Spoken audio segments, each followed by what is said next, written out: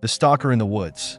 Mark was a seasoned hiker, often taking weekend trips into the wilderness alone. He loved the solitude, the quiet, the way the forest seemed to hum with life. But this time, something felt different. The air was colder, heavier, and the forest was too quiet. No bird song, no rustling leaves, just silence. As he set up camp for the night, he noticed deep scratches carve into the trees around his site.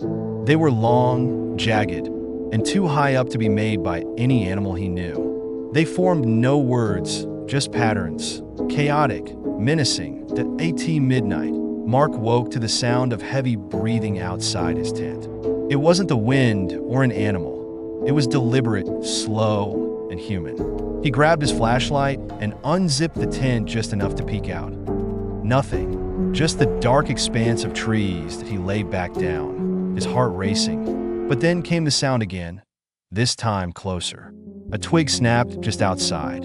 Mark leapt up, yanking the tent flap open, the flashlight sweeping the darkness. But that's when he saw that a man, if you could call it that, stood at the edge of the clearing. His body was emaciated, his skin pale and streaked with blood. His mouth was stretched into a grotesque grin, and his eyes glowed faintly in the beam of the flashlight. He held a jagged knife, its blade dripping with something dark. Mark stumbled backward, falling into the tent. The man sprinted forward, his movements unnatural like a marionette on strings.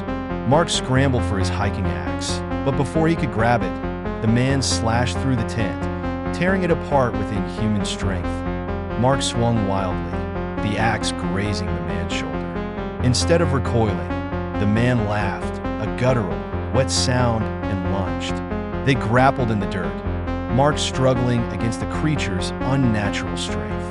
The knife came down, slicing into his arm. Mark screamed, blood pouring onto the forest floor, but adrenaline surged through him. He kicked the man back, grabbed the axe, and buried it into his attacker's chest.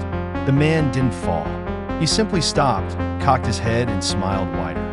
Not enough, the man rasped, pulling the axe out of his own chest with a sickening squelch.